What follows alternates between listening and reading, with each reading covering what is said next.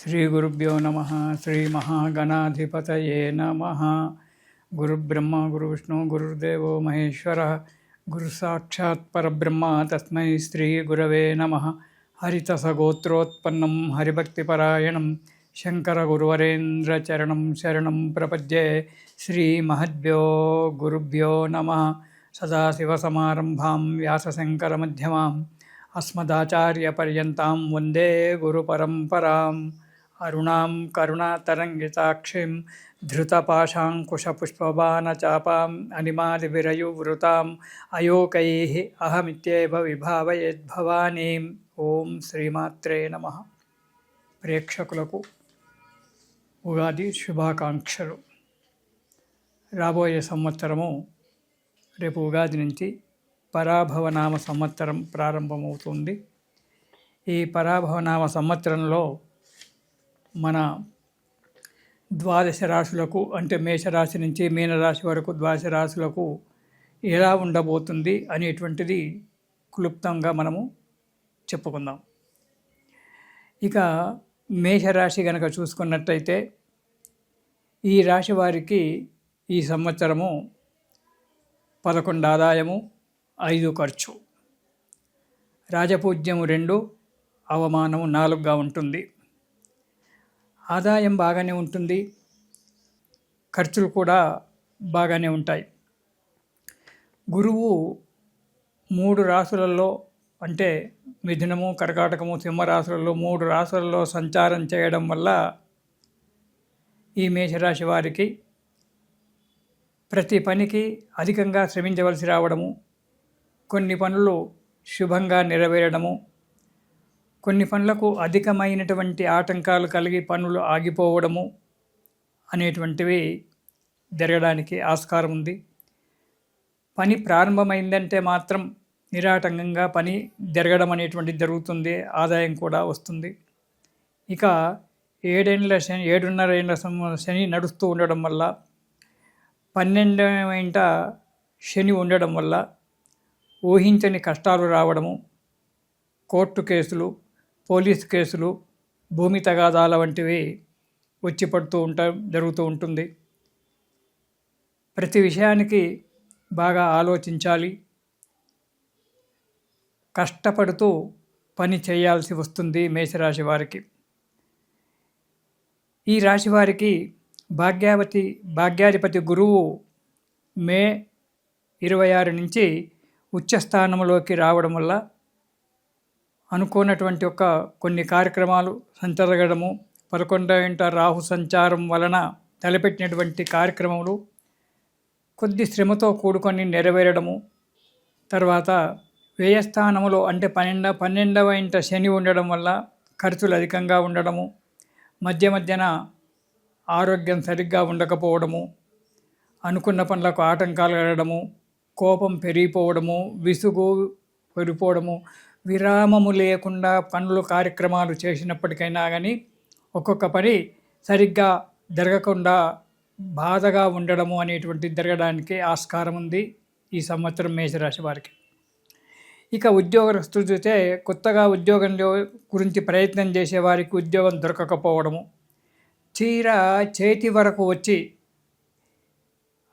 ఉద్యోగం చెడిపోవడము, ప్రమోషన్ల గురించి ఆలోచించేటువంటి వారికి ప్రమోషన్లు రాకపోవడము, వేరే వాళ్ళకు మీకు వచ్చేటువంటి ప్రమోషన్లు వేరే వారికి రావడము, అధికారుల వలన తిట్లు తినడము, మెమోలు అందుకోవడము, రెండవది ఒత్తిడులు బాగా ఉండడం జరుగుతూ ఉంటుంది. ఉద్యోగస్తులు చాలా జాగ్రత్తగా పనులు చేసుకుంటూ ఉండాలి. సహనము, కార్యసిద్ధత ఇవన్నీ కూడా చాలా అవసరమైనటువంటివి. అతిగా వెళ్ళరాదు, అసందర్భమైనటువంటి మాటలు మాట్లాడరాదు, మధ్యవర్తిత్వం పెట్టుకోకుండా ఉండడం చాలా మంచిది. ఇక విద్యార్థులకు మాత్రం చాలా బాగా ఉంది, విద్యాలాభం బాగా కలుగుతుంది. కోరుకున్నటువంటి కాలేజీలో, కోరుకున్నటువంటి సబ్జెక్ట్లో మనకు అడ్మిషన్ దొరకడం జరుగుతుంది. స్కూళ్ళ విషయంలో కూడా అలాగే మంచిగా ఉంది. విద్యార్థులకు మాత్రం చాలా మంచిగా ఉంది. అనుకున్న కోర్సులలో సీట్లు లభించడము, విద్యను పూర్తి చేయడం అనేటువంటిది ఉంటుంది. విద్యార్థుల విషయంలో పర్వాలేదు. ఇక వృత్తి వ్యాపారస్తులు కనుక చూసుకున్నట్టయితే వీరు చాలా జాగ్రత్తగా ఉండాలి. మోసపోవడానికి చాలా అవకాశాలు ఉన్నాయి, నష్టపోవడానికి కూడా చాలా అవకాశాలు ఉన్నాయి. లావాదేవీల విషయంలో తన పర అనేటువంటి ఒక భేదాన్ని పెట్టుకొని తనవారు కదా అని చెప్పి జాలి పడినట్టయితే మోసపోవడానికి ఆస్కారం ఉంటుంది. జాగ్రత్తగా ఉండాలి ప్రతి విషయంలో. వ్యాపారస్తులు ప్రతి విషయంలో కూడా చాలా జాగ్రత్తగా ఉండడం మంచిది. ఏది ఏమైనప్పటికైనా ఈ రాశివారు ఈ పరాభవనామ సంవత్సరంలో, అంటే మేషరాశి వారికి పరాభవనామ సంవత్సరంలో మంచి ఆదాయం ఉన్నప్పటికీ, ఉద్యోగ వ్యాపారస్తులు మంచిగా నడుస్తూ ఉన్నప్పటికీ అనుకోని ఇబ్బందులు రావడము, మానసికమైనటువంటి ఒక క్షోభ కలగడము, శని వల్ల చాలా ఇబ్బందులు రావడము, అనారోగ్యం ఏర్పడము, యాక్సిడెంట్లు, సర్జరీలు ఇలాంటివి కావడానికి కూడా ఆస్కారం ఉంటుంది. కొన్ని పనులు మాత్రము గురువు 26 తారీఖు నుంచి గురుగ్రహము ఉచ్చరాశికి వస్తున్నాడు కాబట్టి మే 26 నుంచి కొన్ని పనులు అనుకోకుండా మంచిగా జరగడము, అనుకున్నటువంటి ఆశించినటువంటి యొక్క లాభాలు పొందడము అనేటువంటిది జరుగుతూ ఉంటుంది. అలా జరిగింది కదా అని చెప్పి సంతోషపడడానికి వీలుండదు. ఈ శని వల్ల అనుకోని యొక్క ఆపదలు రావడము, మానసిక క్షోభ పొందడం అనేటువంటిది జరుగుతూ ఉంటుంది. మేషరాశి వారికి ప్రతి పని కూడా బాగా ఆలోచించి శ్రద్ధగా మహోన్నతంగా చేసుకుంటూ పోవాలి. ఏది ఏమైనా అనవసరమైనటువంటి ఒక మాటలు మాట్లాడకుండా, ఆలోచన రహితంగా ఏ కార్యక్రమం కూడా చేయకుండా ఓపికతో, శ్రద్ధతో, పట్టుదలతో కనుక చేసినట్టయితే మీకు మంచి ఫలితం రావడానికి ఆస్కారం ఉంది. దేనికి కూడా తొందరపడవలసినటువంటి ఒక విషయం ఉండదు. ఎందుకంటే ఒక 2 గ్రహాలు మంచిగా లేవు కాబట్టి, ముఖ్యంగా శనిగ్రహం పాపస్థానంలో ఉంది కాబట్టి దానివల్ల కొన్ని ఇబ్బందులు కావడానికి ఆస్కారం ఉంటుంది. ప్రయాణాల విషయంలో జాగ్రత్తగా ఉండండి.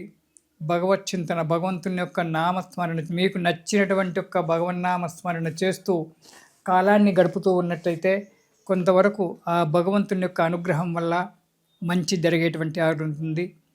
గృహ నిర్మాణానికి ఈ మేషరాశి వారు గృహ నిర్మాణానికి ఆలోచన చేస్తుంటారు. స్థిరాస్తులు, చరాస్తులు కూడా కొనడానికి ప్రయత్నం చేస్తారు. అవి కూడా జరగడానికి ఆస్కారం ఉంది. కానీ శ్రమ మాత్రము తప్పదు. కొద్దిగా శ్రమ పడవలసి వస్తుంది. ఆ శ్రమ వల్ల అనుకున్నటువంటి ఒక కార్యక్రమాలన్నీ కూడా నెరవేరుతాయి. ఈ మేషరాశి వారు ఈ సంవత్సరంలో శివస్తోత్రము చదువుకోవడం చాలా మంచిది. శివుణ్ణి ఆరాధించడము, రుద్రాభిషేకాలు చేయించుకోవడము లేదా స్వయంగా చేసుకోవడము, శివారాధన, శివస్తోత్రము పారాయణం చేయడం వల్ల మీకు అన్ని విధాలైనటువంటి ఒక శుభం కలగడానికి ఆస్కారం ఉంది. కాబట్టి ఈ మేషరాశి వారు ఓపికతో, తొందరపాటు లేకుండా జాగ్రత్తగా శివారాధన చేస్తూ కార్యక్రమాలు నెరవేర్చుకోండి. శుభాన్ని పొందండి. ఆరోగ్యంగా, ఆయుష్యంగా ఉండండి. ఇది శుభం.